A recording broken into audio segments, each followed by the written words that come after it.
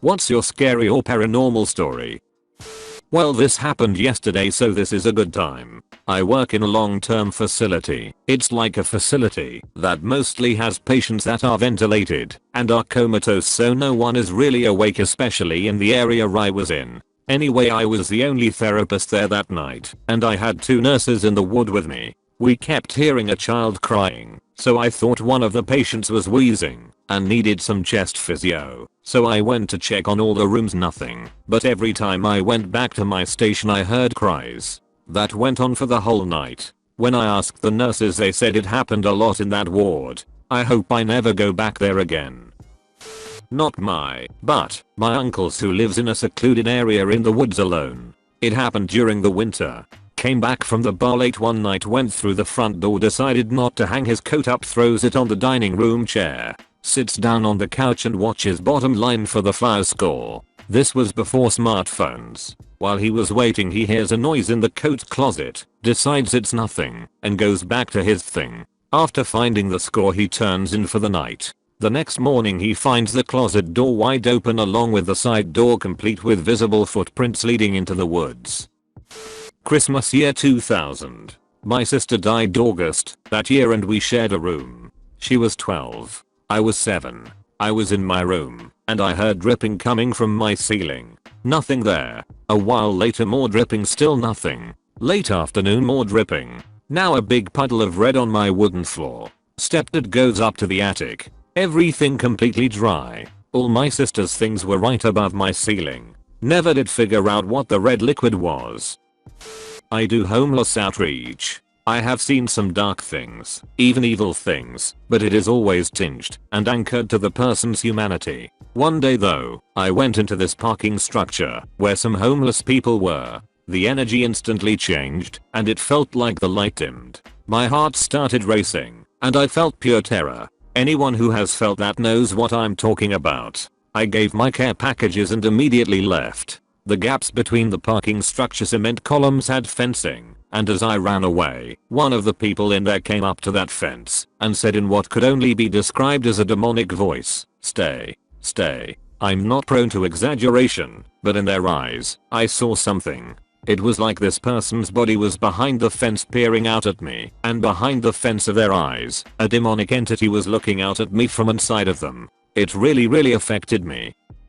I had my shirt over my face at a campfire because the smoke was bugging me. I could see silhouettes near the fire. I could see my grandma adding more wood to the fire and a man beside her pushing it around with a stick. I took my shirt down and the man was gone. My grandpa came out of the trailer a couple seconds later and nobody else was around us, and the closest site was about 25 meters away. It doesn't really make any sense, but that's exactly how it happened. I was about 7 years old. My mom always went to bed early and looked in my room beforehand to check if I was asleep. I like to play at night. Of course, I always just pretended to be asleep and then took out my Game Boy. So my mom was in bed. My dad always watches TV late and goes to bed late. Before he does that, he always checks to make sure the front door is locked. It's an old wooden door that is warped and quite loud when it opens. So it's a very distinctive sound.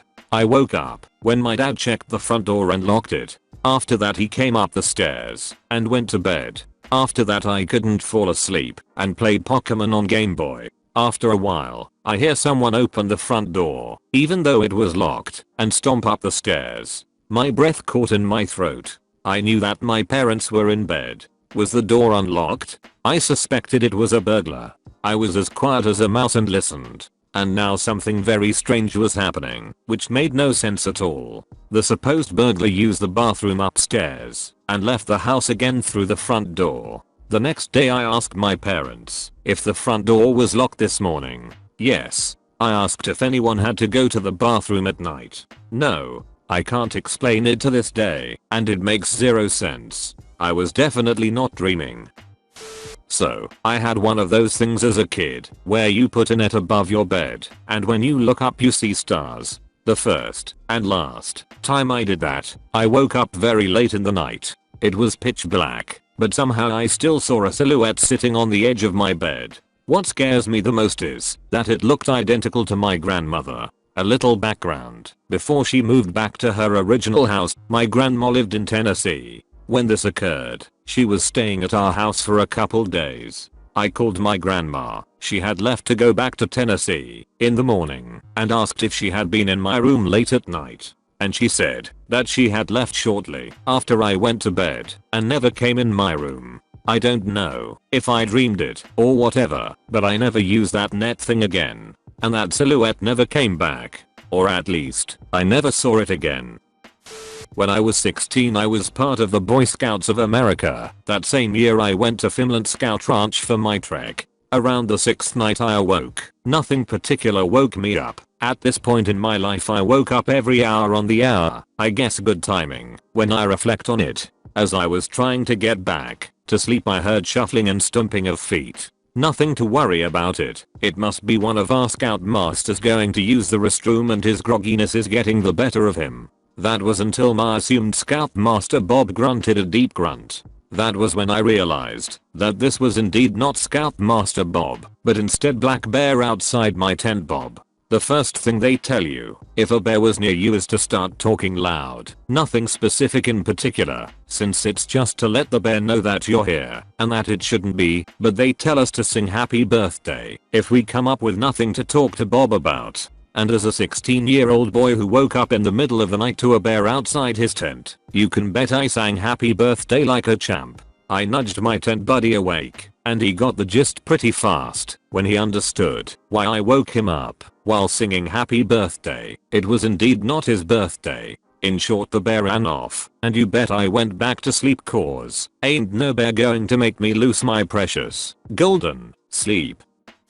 Okay, so this happened when I was in 9th grade. I'm living in a big city and I mostly use the subway to go wherever I want because my mother can't afford a car. I remember that I was on my way to visit my boyfriend and as usual, I use the subway. I only had to drive to the next station because it's not a very long way. I had to stay in the subway for about 12 minutes. I was already waiting at the subway station when I noticed a guy that was giving me a very creepy look. He was around my age and a little bit taller than me. His hair was blonde and he had deep brown eyes. I exactly remember what he was wearing. Grey cargos, a black hoodie and Nike shoes covered in dirt. When I looked back at him, he didn't do anything. He just stood there and didn't even break the eye contact. That was when I started thinking that something wasn't right. When I finally got into the subway, I noticed he followed me. He sat down only 2 or 3 seats next to me. He still kept looking at me. It got so awkward. I texted my boyfriend, "Babe, there is a guy and he won't stop watching me. Things are getting creepy." Since it was very late, my boyfriend texted back that I'm just paranoid and I should calm down. Maybe he was right, I thought. When he finally looked away, I used the chance to change seats because that was a little too weird for me. Finally I was safe from his weird looks. When I reached the station, still in fear, my boyfriend picked me up because I asked him to, since I was very scared. We wanted to go upstairs and walk to his house when I noticed the boy standing in a corner of the station smiling at me with his eyes wide open. I told my boyfriend, "There he is." I meant him and pointed at him. When my boyfriend asked me, "Who? What do you mean?" I realized the boy wasn't there anymore. How could he get up the stairs so fast? Was he just an imagination? I never saw him again. I'm now out of school, already starting my campus life, and I'm still thinking about what happened back then. My boyfriend and I, who are still together by the way, decided to not talk about that again. I'm studying architecture and our teacher, who somehow very spiritual, once told us about ghosts. Since then I'm thinking, imagination or ghost. I was home alone one Friday night in 2010, which I never minded because I had fun home alone getting into mischief and playing catch with my dogs. Anyway, I was sat in the living room playing some video game on a Nintendo while my TV blared Nickelodeon or something in the background. I looked up for a second because I got that feeling I was being watched. I looked out the window and I saw it. Some creepy ass old man stood right up against my window, motionless. I screamed and my dogs barked. I ran to the front door with a bat and out the house. but the man was nowhere to be seen. We called the cops, asked the neighbors, but no one knew who this man was. Around a year ago I was camping one time with my family. We were having a great time having food cooked from over the fire and some junk food from home. Eventually we needed to get to bed, so off we went. Eventually, probably around 3:45 am, I had to take a piss, so I went outside and used it. I swear I heard something in the bushes, but I hadn't paid attention. I got back in the tent, and not even 5 minutes later the tent started shaking like crazy non-stop for around 30 minutes for what felt like hours. I also saw a shadow of a tall but scrawny figure, so I had armed myself with a pocket knife and waited. Eventually that damn thing left and everything stopped. I'm honestly surprised nobody had woken up. I told my family what I had seen. They didn't believe me, but I know what I saw, and next time I'll be prepared. Like and subscribe for more Reddit videos.